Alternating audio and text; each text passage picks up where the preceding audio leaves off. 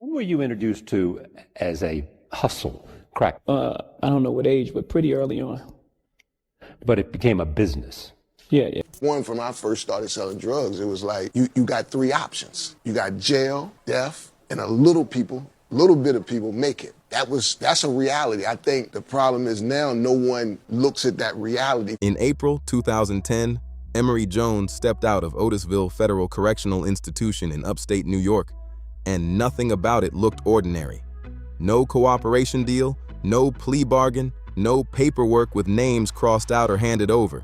He stayed solid the whole time, and waiting right outside that gate, a Maybach, sleek, expensive, impossible to ignore, sent by someone who once stood right beside him in the gritty street game of Maryland back in the early 90s, before leaving it all behind and turning into a billionaire.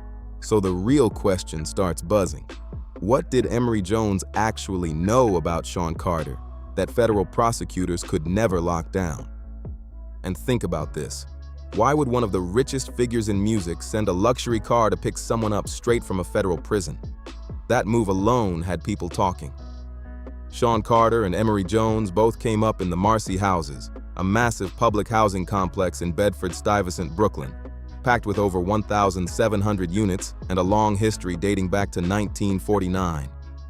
The place stretched between Park Avenue and Myrtle Avenue, and it wasn't just buildings. It was a training ground for survival, awareness, and power moves. Jay-Z later broke it down himself, saying Marcy was where he learned how to read people, study every move, and understand who really held weight on the streets. Watching corners, watching deals, watching who mattered and who didn't, that was everyday life.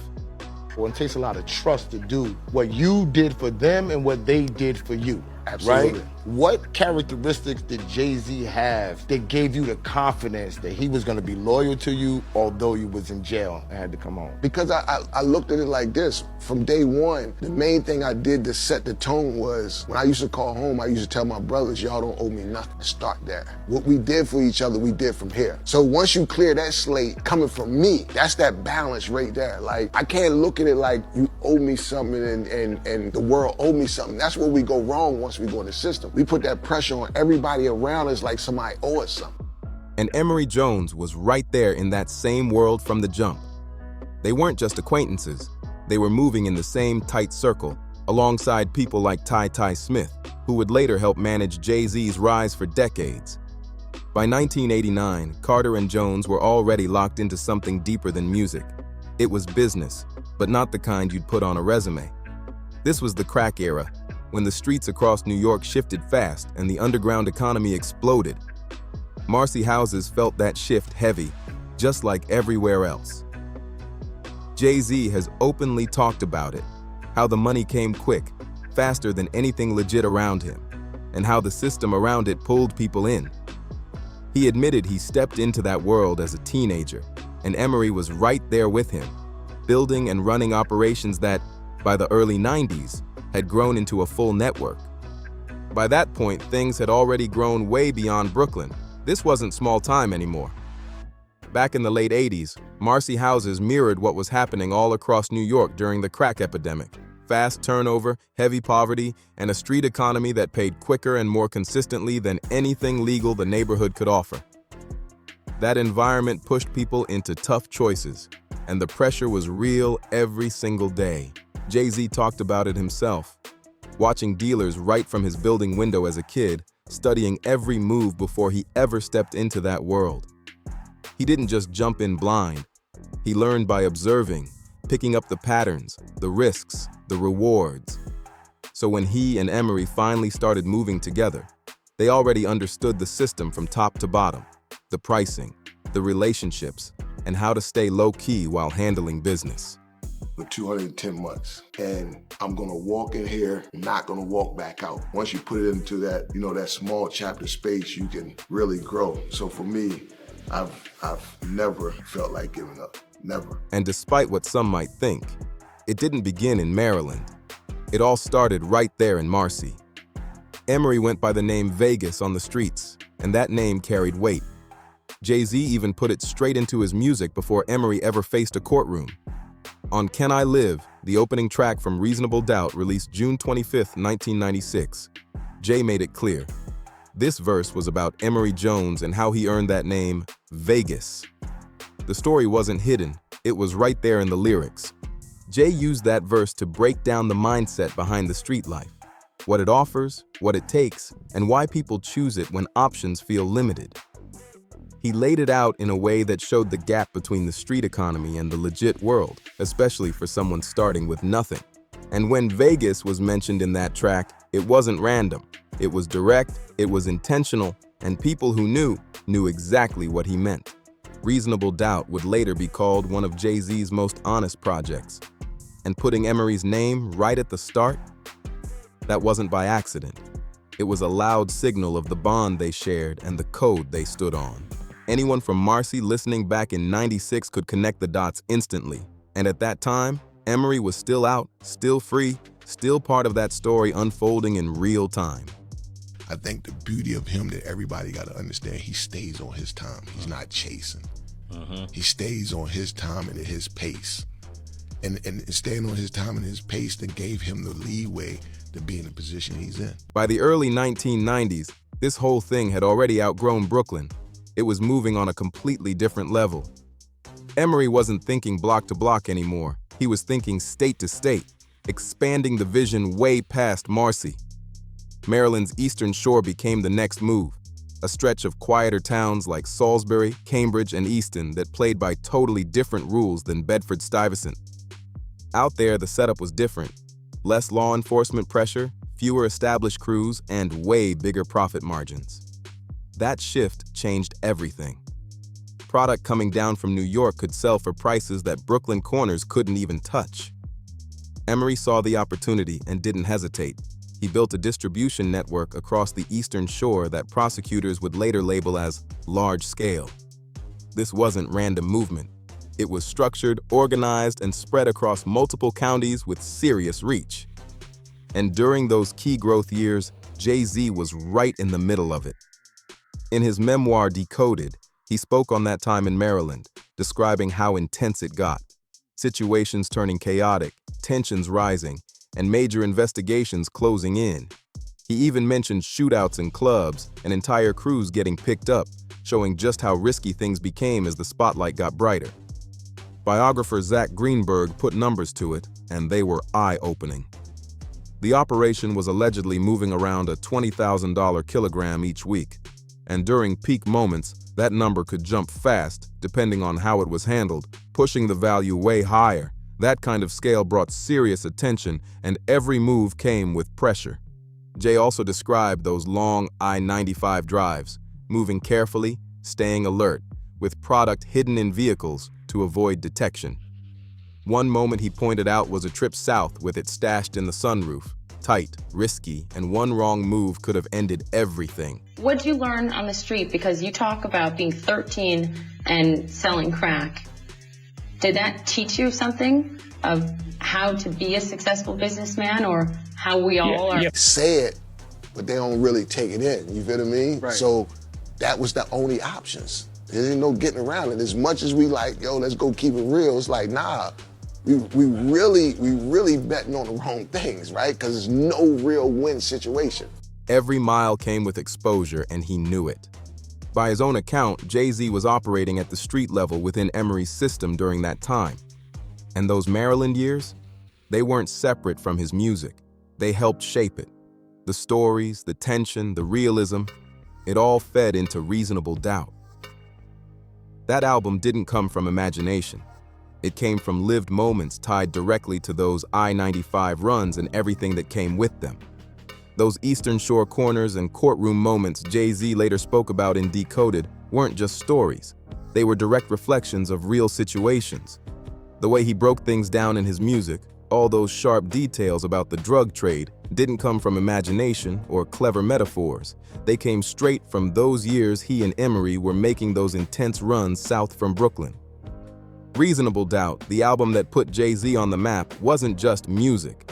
It was a snapshot of that life during a very specific time. Emory was still out there when that project was being recorded, still part of the bigger picture. But the shift away from the streets didn't happen overnight. It came in phases. Around 1994 and 1995, the music started gaining real traction, and Jay began stepping back from that world. At the same time, he and Damon Dash were building Roc-A-Fella Records, and the Def Jam deal was starting to come together. So for me, when I went in, I didn't look at it in a negative thing. I looked at it, don't get me wrong, when they came back with the time, I'm thinking, you know, the whole process, you like, one day the Fed's gonna pop up, they're gonna come hit you with that 10-piece, and I'm like, okay, I'm gonna take that, get out the way, you know what I mean? But they put a little extra on that. But not everyone from those earlier days tells the story the same way. DeHaven Irby, another longtime associate, later spoke out in interviews, including on Vlad TV, sharing his side of what went down. He claimed Jay-Z leaned heavily on those past experiences, the connections, the credibility, and the real-life stories from the Maryland years to shape his image in music. And according to DeHaven, once the money from music replaced what was coming from the streets, things changed fast. DeHaven said there were promises made that the people from that era would be brought along when success hit. But he claims that didn't happen. He described it on camera as being left behind, calling it abandonment. But Emory didn't echo that view. He stayed quiet and stayed put in Maryland, continuing what he had built. Then everything shifted in a serious way. In September 1997, a federal grand jury handed down an indictment that named Emory Jones, DeHaven Irby, and Cleveland Big Ty Johnson on federal drug conspiracy charges. Prosecutors had been digging deep for months, tracking the Eastern Shore network across multiple counties, and now it was all catching up at once. Federal investigators built their case piece by piece, tracking patterns of supply, movement, and sales that tied everything together. It wasn't rushed, and it wasn't random. This was detailed work that formed the backbone of the entire prosecution. Eventually, Emory Jones pleaded guilty, locking in his role as the case slowly moved through the system. And slow is exactly how it played out. Puma Life stuff is taking off. It's the Bet on Yourself collection is all about taking chances on yourself. It's not about, you know, I feel like we can take chances on everybody else but ourselves. Federal drug conspiracy cases at that level don't wrap up quickly. They involve long discovery phases, intense negotiations, and constant back and forth between prosecutors and DEA agents who spent months building everything. The indictment dropped in September 1997, but Emory didn't face sentencing until January 2000, more than 2 years later. During that time, everyone involved had to make their own choices under serious pressure. When Emory finally stood before U.S. District Judge Benson Everett Legg in Maryland, the outcome hit hard, nearly 16 years in federal prison. And back then, federal sentencing rules were strict. Parole had already been eliminated, meaning he would have to serve at least 85% of that time before even being considered for any reduction. That wasn't a light sentence, it was heavy, and it was real. But here's what stood out the most.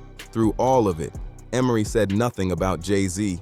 No names dropped, no cooperation deal, no assistance offered to investigators. And that decision carried weight. In cases like this, cooperation is usually the key to cutting time, especially for someone in Emory's position who understood how everything worked, from supply chains to who was involved, where, and when. That kind of information is exactly what prosecutors look for, and in exchange, reduced sentences are often on the table. It was a standard path in federal cases during that era. But Emory didn't take it. The record makes that clear. Meanwhile, by January 2000, Jay-Z was already deep into his music career, 4 albums in with Volume 3. Life and Times of S. Carter dropping just a month earlier and hitting #1. 2 completely different paths at the same moment in time. When people first hear about Jay-Z, they think the entrepreneur. So I wanted to ask you on that topic, what was it like watching Jay-Z progress as a businessman over the years, and what did you learn from him while observing him? I think for me, like watching him understanding that he's on his time. During that process of finding yourself, even from, getting, starting in music and then becoming a businessman. Emory Jones was heading into a long federal sentence, holding tight to his decisions, while the system placed him under the custody of the Bureau of Prisons. He was sent to Otisville Federal Correctional Institution in Orange County, New York, a medium security spot about 70 miles northwest of Manhattan. That's where Emory would spend years of his life, locked in while everything outside kept moving fast. By the time he got there, Reasonable Doubt had already been out for around 3.5 years. The same album that opens with a verse inspired by him, the one Jay-Z later called the realest thing he ever made, was already building serious respect and influence. Think about that for a second.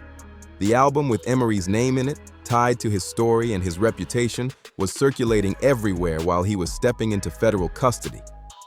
That code he stood on? It was playing out in real time, both inside and outside those walls. Inside Otisville, Jay-Z's rise didn't stop. It just showed up differently. His music made its way through the system piece by piece, CDs getting passed around, radio spins, whatever people could bring back from visits. Then came The Blueprint on September 11th, 2001, dropping big numbers right away and landing at #1. And that same day, Nas dropped Stillmatic. That moment turned into one of the most talked about days in hip-hop history. It didn't slow down either. In October 2003, the Black Album dropped, and Jay-Z announced he was stepping away from rap while taking on the role of Def Jam president. Huge moves happening back to back. And through all of that, Emory was still inside Otisville, watching it unfold from a distance. But the connection between them didn't disappear. Jay stayed in contact, calls, support, showing up in ways that mattered over time. Emory has spoken about it in interviews, explaining how that relationship held steady through the years. In one Breakfast Club interview, he broke it down clearly. Early in his sentence, he told people around him not to feel like they owed him anything. Whatever Jay did, it came from his own choice, on his own terms. And that line of communication stayed open the whole time. While Jay-Z kept evolving into the global figure everyone knows today, Emory was still doing his time, staying consistent with how he chose to move from day one. I took a chance to come to New York in '88, and my only family in New York was Jay and his family. And me and Jay been best friends for 34 years. That brotherhood till this day is that thing. Who I was then is the reason why I'm here now. And it just so happened, Puma, they believed him. My mother taught me respect, work ethic, patience, and my city taught me how essential those would be to my survival. Jay-Z didn't just become a successful rapper, he turned into something way bigger, a full cultural force. By 2003, he stepped into the role of president at Def Jam, and in 2004, he co-founded the 4040 Club right in Manhattan. The empire was growing fast. Business moves, influence, power, all stacking up while Emory's sentence kept ticking in the background. And through all of it, those calls between them never stopped. Then came November 2006, 6 years into Emory's time, when Jay dropped Kingdom Come, his official return after stepping away from rap. That comeback had people watching closely. He had already done a farewell show at Madison Square Garden in 2003 and walked off, so this return? It was one of the biggest moments in hip-hop that year. And the way he opened that album caught everyone off guard. The track, Do You Wanna Ride, produced by Kanye West and featuring John Legend, didn't start with music. It started with a collect call from prison. An automated voice cuts in, "This is the operator with a collect call from Emory Jones. To accept the charges, press 1 now." That moment hit different. It wasn't just sound, it was a statement. Before putting it out, Jay actually called Emory to get his approval. Emory later shared this in a Breakfast Club interview, saying his response was simple. "We don't need no song to solidify who we are. We know who we are for each other." That line alone says a lot about how they viewed their connection. The track made it onto Kingdom Come, and the album came out strong, moving 680,000 copies in its first week. Meanwhile, inside Otisville, the music still found its way in. According to Emory, a corrections officer eventually got hold of that track from a mixtape circulating around the facility, not even the official album. He called Emory into his office and played it for him, bringing that outside moment right into the middle of his sentence. That moment stuck with him. It carried Emory through his final 3 years inside. For 6 straight years, his name was tied to one of Jay-Z's biggest comeback records, echoing through mixtapes even inside a federal prison in Orange County, New York. And through all that noise, Emory stayed quiet, stayed disciplined, and let his time run its course. Then, in August 2009, something shifted. A motion was filed in the U.S. District Court of Maryland pushing for a reduction in his sentence. And this is where things got serious. Jay-Z stepped in directly, writing a letter to Judge Benson Everett Legg himself. That letter didn't stay hidden either. It became part of the official court record and was later published in full by the Smoking Gun. In that letter, Carter stated he had known Emory for 15 years and spoke highly of his character. He pointed out his intelligence, people skills, and strong work ethic, saying those qualities would make him a valuable part of his organization. He described Emory as an honest and reliable individual and even said it would be a privilege to bring him on board. That wasn't just support. That was a clear statement with real weight behind it. The letter also included something major, a formal job offer, a $50,000 a year position as an executive assistant at Roc-A-Fella. That detail stood out. The tone of the letter was clean and professional, carefully written like a strong reference for someone ready to step into a legitimate role. And that's what made it even more striking, considering their past connection traced back to an entirely different kind of operation years earlier on Maryland's Eastern Shore. At the same time, another factor was working in the background. Since 1986, federal sentencing laws had created a huge gap between crack and powder cases, leading to much longer sentences for certain offenses. But by 2009 and 2010, that imbalance was starting to get attention. Changes tied to the Fair Sentencing Act and related decisions were beginning to reshape how those cases were handled, opening the door for possible sentence reductions, including Emory's situation. Supreme Court rulings and legal changes started shifting the ground beneath cases like Emory's. His original sentence had been calculated under those tough 1986 guidelines, but things were finally changing. Judge Benson Everett Legg reviewed the motion and made a decision that hit hard. He approved it, cutting 37 months off the sentence. That wasn't small. That was years of time given back. Then came April 2010, the moment everything changed. Emory Jones walked out of Otisville, stepping back into the world after more than a decade inside.